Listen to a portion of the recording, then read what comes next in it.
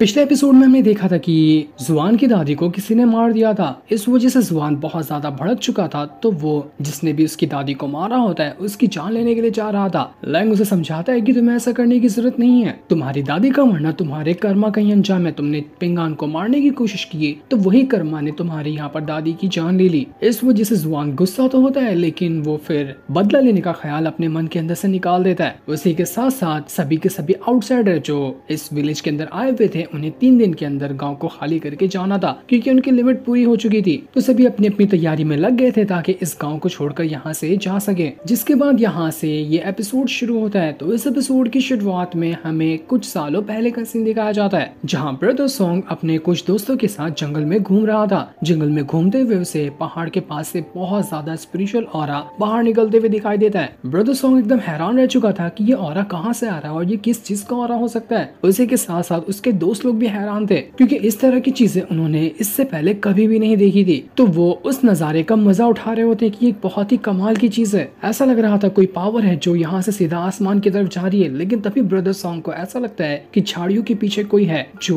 वहाँ पर छुपा हुआ है। इस चीज को देखकर ब्रदर सॉन्ग घबरा चुका था। उसके पास एक पिल होती है, तो वो पिल उठाकर सीधा झाड़ियों में फेंक देता है, ताकि अगर कोई छोटा मोटा जानवर हो तो डर के वो भाग जाएगा। लेकिन इससे तो झाड़ियों के पीछे जो छुपा हुआ था वो और ज्यादा डर जाता है और वो और जोर से हलचल करने लग गया था, मानो कि वो सीधा बाहर निकल कर आएगा और इन सब के ऊपर हमला कर देगा। इसलिए ब्रदर सॉन्ग अपने एक दोस्त को आगे कर देता है कि जा भाई, तू पहले जाकर देख कि क्या है, तू आगे चल, हम तुम्हारे साथ हैं। वो दोस्त जैसे ही आगे बढ़ता है, झाड़ियों के पीछे से एक बहुत ही खतरनाक भालू निकलकर उसके ऊपर हमला कर देता है। अब यहाँ पर ब्रदर सॉन्ग बाकियों को पता चला था कि इतने टाइम से झाड़ियों के पीछे भालू छुपा हुआ था, जिसे ब्रदर सॉन्ग ने पिल मारकर गुस्सा दिला दिया। पूरे गुस्से के साथ वो भालू अब इन सभी दोस्तों के पीछे पड़ जाता है ताकि वो उनकी जान ले सके। अब इसके आगे क्या हुआ ये तो अभी हमें नहीं बताया जाता। इसके बाद हम वापस से प्रेजेंट टाइम का सीन देखते हैं, जहाँ पर ब्रदर सॉन्ग, गुआन और बाकी सारे लोग यहाँ से दाली डायनेस्टी की तरफ जा रहे थे, क्योंकि उन्हें 3 दिनों के अंदर इस टाउन को छोड़ना है। तो वो लोग अपना सामान पैक करके यहाँ से जा रहे थे। रास्ते में ब्रदर सॉन्ग ये डिसाइड करता है कि वो सबसे पहले अपने पुराने वाले घर पर जाएगा जहाँ पर वो रहा करता था,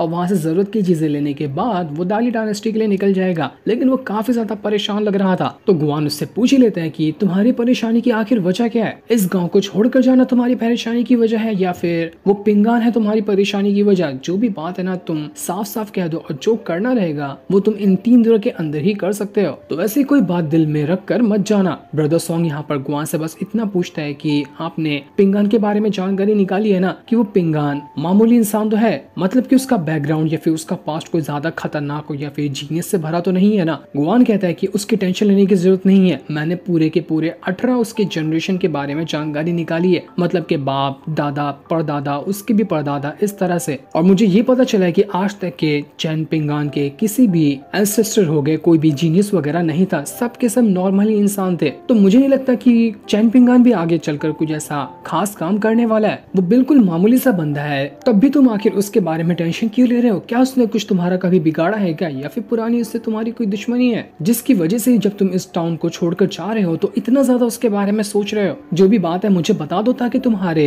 मन का बोझ है ना वो हल्का हो जाए। ब्रदर सॉन्ग यहाँ पर उतना कुछ खास बताता नहीं, बस इतना कहता है कि मैं उसका पड़ोसी हूँ, इससे ज्यादा मेरा उससे कोई लेना देना नहीं है। लेकिन थोड़ी देर के बाद हमें पता चलेगा कि आखिर यहाँ पर ब्रदर सॉन्ग इतना ज्यादा परेशान क्यों था पिंगान के लिए। जिसके बाद हमें वापस से पास्ट का सीन दिखाया जाता है, जब ब्रदर सॉन्ग छोटा था, वो अपने घर के अंदर किताबें वगैरह पढ़ रहा होता है। तब उसे सामने से पिंगान आते हुए दिखाई देता है, जो बड़े मजे से मछलियां वगैरह पकड़कर अपने घर की तरफ जा रहा था। तो यहाँ पर ब्रदर सॉन्ग पिंगान से कह देता है कि अगली बार तुम कभी बाहर जाओगे ना तो मुझे भी अपने साथ ले जाना, मैं तुम्हें इसके बदले थोड़े पैसे दे दिया करूंगा। पिंगान कहता है कि नहीं, मुझे पैसों की जरूरत नहीं है, अगर तुम्हें चलना है तो तुम ऐसे भी चल सकते हो, अपने साथ ले जाने के लिए मैं कहाँ ही तुमसे पैसे लूं। लेकिन ये सुनकर तो ब्रदर सॉन्ग को गुस्सा आ जाता है। वो कहता है कि तू मुझे क्या भिखारी समझता है? मेरे पास बहुत पैसे, तू पैसा नहीं लेगा ना तो मेरे को तेरे साथ जाना भी नहीं है। ब्रदर सॉन्ग जो था बचपन से ही पिंगान के बाजू में तो रहता था, लेकिन वो उसे जलन भी करता था, क्योंकि पिंगान के पास कुछ भी नहीं है, ना उसके पास अच्छा पैसा है, ना घर है, ना उसके पेरेंट्स थे। लेकिन पिंगान हमेशा से खुश रहा करता था, वो गरीबी में ही खुश रहना सीख चुका था। लेकिन ब्रदर सॉन्ग के साथ ऐसी बात नहीं थी, उसके पास सब कुछ था लेकिन फिर भी वो खुश नहीं था। यही चीज की उसके अंदर जलन हमेशा रहती थी कि मेरे पास सब कुछ होने के बाद भी मैं खुश नहीं हूँ, और पिंगान के पास कुछ भी नहीं है तब भी वो खुश कैसे है। यही बात को लेकर ब्रदर सॉन्ग आज तक के पिंगान से जलता हुआ आया था, क्योंकि वो उसके पड़ोस में रहता था तो वो पिंगान को हमेशा देखता ही था। इसके बाद प्रेजेंट टाइम में ब्रदर सॉन्ग जो था वो अपने साथियों के साथ अपने पुराने घर में आता है, और उसके साथ ही वहाँ पर सामान वगैरह को पैक करके डाली डायनेस्टी ले जाएंगे, जिसकी भी जरूरत पड़ने वाली है। लेकिन गुआन जो था उससे कुछ साथियों के ऊपर डाउट पड़ जाता है कि वो यहाँ पर आपस में ही कानाफूसी कर रहे थे। क्या पता हो सकता है कि इनका यहाँ पर कुछ अलग प्लान हो। दूसरी तरफ हम पिंगान को देखते हैं जो पूरी तरह से अब रिकवर हो चुका था और उसे होश भी आ गया होता है। जैसे उसे होश आया था उसे सामने निंग्याओ दिखाई देती है। पिंगान जल्दी से निंग्याओ के पास आता है और उसे उसका डैगर देते हुए कहता है कि ये डैगर तुम अपने पास रख लो। ये देखकर निंग्याओ हैरान थी और पिंगान से कहती कि अरे तुम तो अभी यहाँ पर रिकवर हुए और यहाँ पर तुम आज ही मुझसे ब्रेकअप करना चाहते हो क्या? इस डैगर को मुझे लौटा कर तुमने इतना भी नहीं सोचा मैंने तुम्हारा कितना अच्छे से ख्याल रखा, तुम्हें ठीक करने की कोशिश की। पिंगान कहता है अरे नहीं, मेरा ऐसा थोड़ी ना कोई इरादा था। अरे मैं तो तुमसे ये कहना चाहता हूँ कि ये डैगर बहुत ज्यादा प्रीशियस चीज है और शायद मैं इसके लायक भी नहीं हूँ कि मैं इसे संभाल सकूं, तो मैं ये तुम्हें रिटर्न देना चाहता था। तभी वहाँ पर डॉक्टर भी आ जाता है जो पिंगान से कहता है कि अरे वाह, उम्र से ज्यादा बड़ी बड़ी बातें कर रहे हो, आखिर सारी बात सिखाता तुम्हें कौन है? पिंगान डॉक्टर से कहता है कि आपका बहुत बहुत शुक्रिया जो आपने यहाँ पर मेरी मदद की, इस वजह से मैं रिकवर हो पाया। जिस पर डॉक्टर कहता है कि अरे मेरा शुक्रिया करने की कोई जरूरत नहीं है, मैंने तुम्हारे पर कोई फुकट का एहसान नहीं किया, मैं कोई भी चीज फुकट में नहीं करता हूँ। यहाँ से जब जाने लगोगे ना तो एक पैसे की बोरी यहाँ पर छोड़कर जाना, तुम्हारे इलाज करने की ये फीस रहेगी।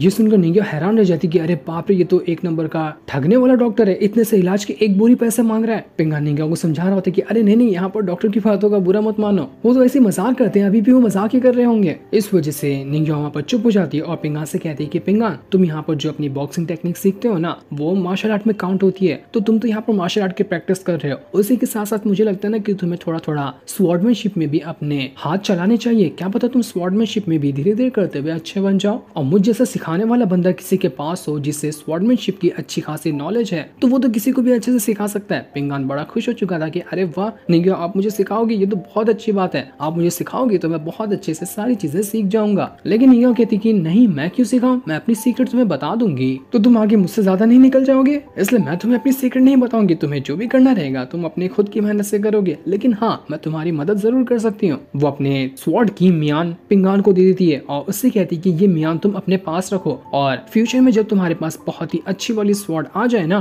तो इस मियान के अंदर वो स्वॉर्ड रख लेना। वो यहाँ पर इनडायरेक्टली उसी स्वॉर्ड की बात कर रही थी जो कि सबसे ज्यादा पावरफुल स्वॉर्ड है और उसी स्वॉर्ड की मदद से ड्रैगन गॉड को मारा गया था। मियान निंग्याओ ने पिंगान को इसलिए दिया होता है कि क्या पता फ्यूचर में कभी पिंगान की किस्मत ऐसे निकल जाए और उसे वो स्वॉर्ड सिलेक्ट कर ले तो इसी मियान के अंदर वो उस स्वॉर्ड को रख सकता है। पिंगान एकदम हैरान रह चुका था, बड़ा ही खुश हो जाता है कि अरे वाह, ये मियान तो कितनी कमाल की है, मुझे यकीन नहीं होता है कि निंग्याओ तो अपनी इतनी खास चीज मुझे बस ऐसे ही दे देती है। दूसरी तरफ हम लिन को देखते हैं जिससे होश आ चुका था, काफी दिनों के बाद उसे अब होश आ गया होता है। मास्टर रुआन की बेटी वहाँ पर बहुत ज्यादा खुश हो जाती है कि अरे वाह, यहाँ पर तो लिन को होश आ गया, मैं जल्दी से ये खबर पिंगान को जाकर बताती हूँ। वो जैसे दरवाजा खोलती है उसके दरवाजे के बाहर ही पिंगान और निंग्याओ दोनों खड़े होते हैं क्योंकि वो दोनों यहाँ पर लिन को ही देखने के लिए आए हुए थे। पिंगान जैसे ही लिन को यहाँ पर होश में देखता है वो बहुत ज्यादा खुश हो जाता है और उससे कहता है कि अरे मेरे भाई, मेरे यार, मेरे जिगर के टुकड़े, तुझे होश आ गया। तुझे पता भी है मैं तुझे होश में देखकर कितना ज्यादा खुश हूँ, मैं अपनी खुशी बता ही नहीं सकता। वो मजाक मजाक में उसे टच करने के लिए एक हल्का सा पंच मार देता है, लेकिन पिंगान के अब पंच में ज्यादा ताकत आ गई थी तो इससे लिन को काफी ज्यादा तकलीफ होने लग जाती है। पिंगान यहाँ पर मास्टर रुआन से कहता है कि आपका बहुत बहुत शुक्रिया जो आपने यहाँ पर लिन का इलाज किया और उसे रिकवर करने की कोशिश की। मास्टर रुआन कहता है देखो, मैं यहाँ पर कोई काम फ्री में नहीं करता, मैंने इस लिन को अपना ताकि वो मेरी स्वॉर्ड वगैरह बनाने में मदद कर सके, लेकिन वो इतने टाइम से बीमार है तो वो काम नहीं कर पाया, तो इसलिए अब से तुम्हें उसके बदले यहाँ पर काम करना होगा, मेरे लिए स्वॉर्ड बना के देनी होगी। लेकिन अपनी बेटी का गुस्से वाला चेहरा देखकर मास्टर रुआन भी वहाँ पर शांत हो जाते कि नहीं भाई, तू काम मत ही कर, तू यहाँ पर काम करेगा तो मेरी बेटी मेरा सर खा जाएगी। मास्टर रुआन यहाँ पर निंग्याओ से कहते कि तुमने जिस चीज की डिमांड की थी ना, काफी हद तक की वो चीज पूरी हो चुकी है, थोड़ी टाइम में वो पूरी हो भी जाएगी। यहाँ पर हमें पता चलता है कि निंग्याओ ने मास्टर रुआन से कहा था कि वो एक बहुत ही कमाल की स्वॉर्ड चाहती है, तो यहाँ पर मास्टर रुआन बहुत ही अच्छी वाली स्वॉर्ड बनाने की कोशिश कर रहे थे। जैसे वो रेडी हो जाएगी तो वो निंग्याओ को वो स्वॉर्ड दे देंगे। इसी चीज के बारे में मास्टर रुआन यहाँ पर निंग्याओ को बता रहे थे, तभी वहाँ पर वो लड़की भी आ जाती है जिसने ही दवा देकर यहाँ पर लिन की जान बचाई थी। वो एक और बंदे के साथ आई हुई थी जिसका नाम फैंग होता है। फैंग यहाँ पर पिंगान के पास आता है और उससे कहता है कि इस लड़की को जो तुम देख रहे हो ना, इसका नाम सिस्टर चेन है, ये चेन फैमिली से आती है और तुम भी चेन पिंगान हो ना, तो मतलब कि तुम भी चेन फैमिली से आते हो। हमने यहाँ पर तुम्हारे काफी सारे जो जनरेशन पहले की थी ना उसकी जानकारी निकाली, तो हमें ये पता चला कि हम दोनों दोनों तुम्हारे बहुत दूर के रिश्तेदार लगते हैं। करीब 200-250 साल पकड़ के चलो, उतने पुराने टाइम से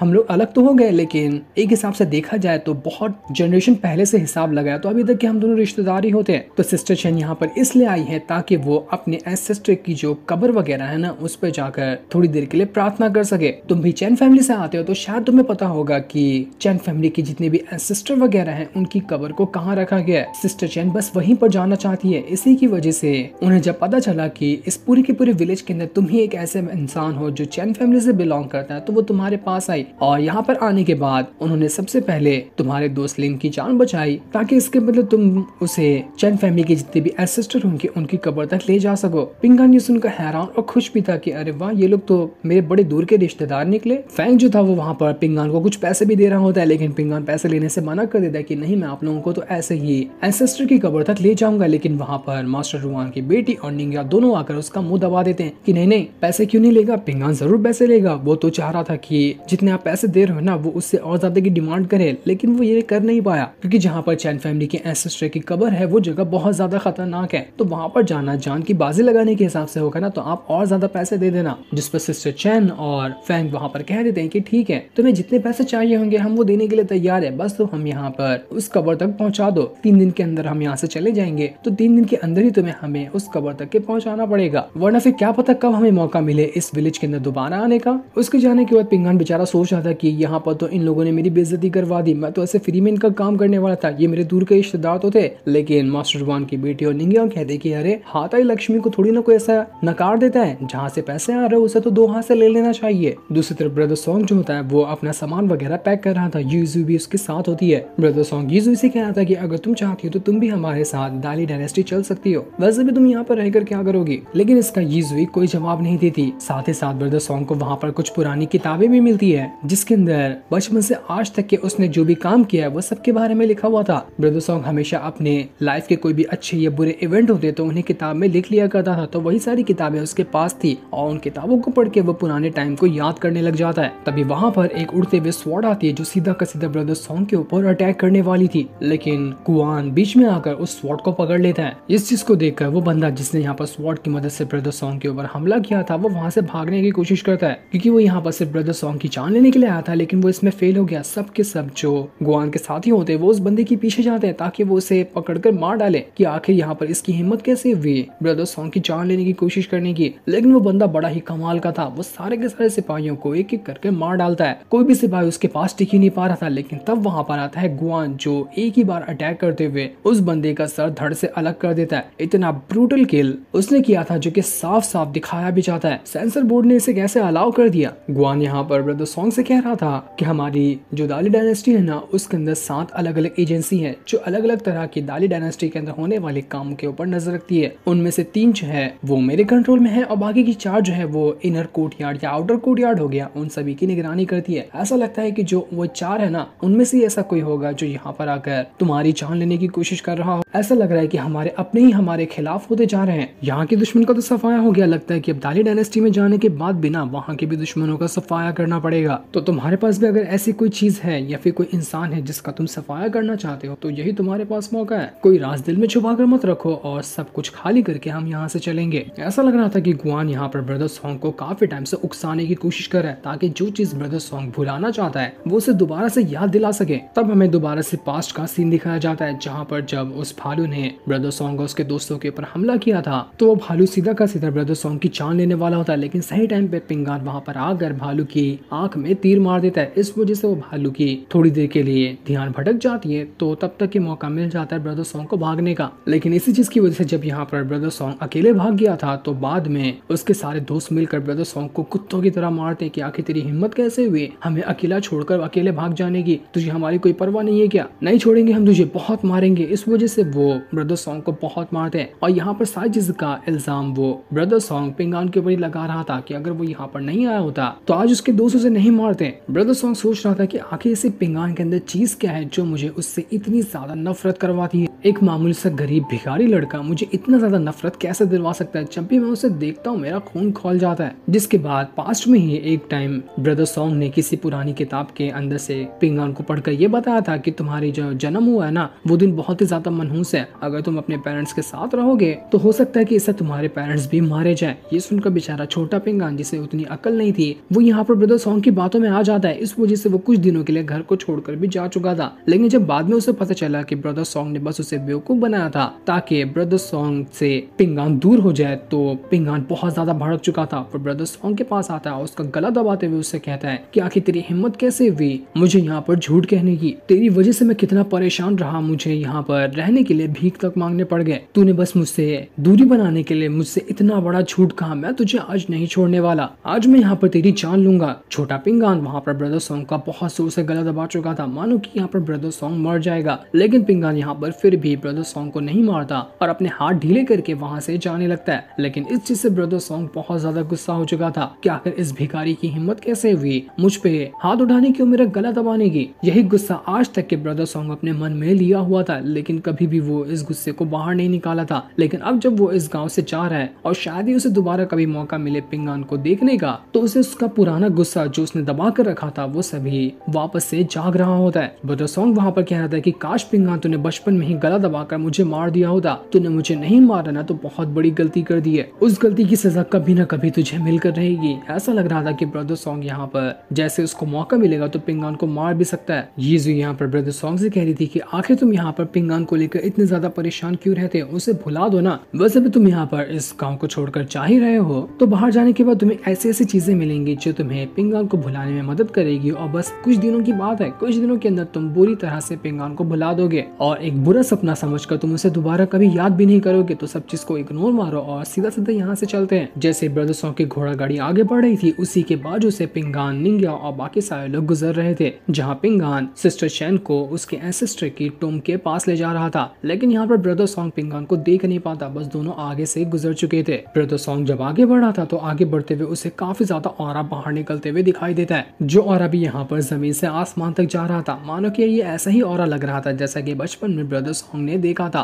वो उसी ऑरा की तरफ बढ़ रहा होता है। हो सकता है कि ये जो ऑरा था वो एक पोर्टल होगा इस गांव से बाहर जाने का। जो भी इस गांव के अंदर आता है उसे इसी पोर्टल को क्रॉस करके अंदर जाना पड़ता है, और जो गांव से बाहर जाना चाहता है उसे इसी पोर्टल को क्रॉस करके गांव से बाहर जाना पड़ेगा। तो उसी ऑरा के अंदर से उसकी घोड़ा गाड़ी गुजर चुकी थी, जिस वजह से वो किसी अलग ही इलाके में पहुंच चुका था। यहाँ आने के बाद ब्रदर सॉन्ग आसपास के नजारे देख रहा होता है, तब उसे आसमान के अंदर वहाँ पर एक बॉल जैसी चीज दिखाई देती है जो कि क्रैक पड़ रही थी। शायद हो सकता है कि ये बॉल यहाँ पर इस गांव को दिखाना चाह रहा हो, जो कुछ दिनों के अंदर ही क्रैक होकर खत्म हो जाएगा, क्योंकि गांव में तो वैसे भी एक तबाही आने वाली है जिसके बारे में मास्टर पिंगान को बता रहे थे। ब्रदर सॉन्ग वहाँ पर ये कहता है, हाँ तुमने बिल्कुल ठीक कहा, मैं कुछ दिनों में पिंगान को भुला ही दूंगा। उसे भुलाना इतना ज्यादा मुश्किल भी नहीं होगा। वो अपने पास से एक पेन निकालता है और उसे आसमान की तरफ इशारा करने लग गया था, मानो कि यहाँ पर ब्रदर सॉन्ग अब अलग प्लान बनाएगा ताकि किस तरह से वो पिंगान की जान ले सकता है। ये प्लान कैसा होगा और इसे किस तरह से वो एग्जीक्यूट करेगा ये तो अभी हमें नहीं बताया जाता। जो सीन दिखाते ही ये एपिसोड यहीं पर एंड हो जाता है। Thanks for watching.